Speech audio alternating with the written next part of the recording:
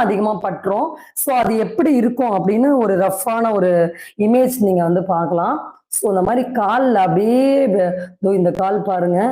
எப்படி இப்படி ஒரு பூச்சி கடிச்ச மாதிரி அப்படியே செதில் செதிலா ஒரு மாதிரி அப்படியே ஒரு கடி பூச்சிக்கடி இருக்கிற மாதிரி இருக்கும் கால்கள்ல. அப்படியே கருப்பு நிறத்துல அரிப்பு, தாங்க முடியாத அரிப்பு இருக்கும். ஸோ அது சொரிஞ்சு சொரிஞ்சே ரத்தம் வந்துடும். அந்த அளவுக்கு ஒரு ப்ராப்ளம். ஸோ ஸ்கின் ப்ராப்ளம் இருக்கக்கூடிய ஒரு பேஷண்ட்டுடைய கால்கள்ல எந்த அளவு அந்த நடு பகுதி வயிறு மட்டும் கருப்பா இருக்குன்னு பாருங்க. ஸோ இதெல்லாம் நீங்க எந்த ரிப்போர்ட்ஸ்ல பார்த்தாலும் தெரியாது. ஸோ பாருங்க, இப்ப அந்த ஸ்டொமக் பகுதியில இருந்து தான் இந்த இந்த ப்ராப்ளம் எக்ஸிமா ஆரம்பிச்சிருக்கு.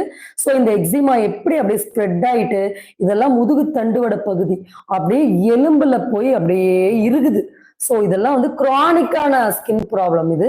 ஸோ இதெல்லாம் ரெக்கவரி ஆக ஒரு 6 மாசமாவது பேஷண்ட்டுக்கு கொஞ்சம் பொறுமை வேணும். ஸோ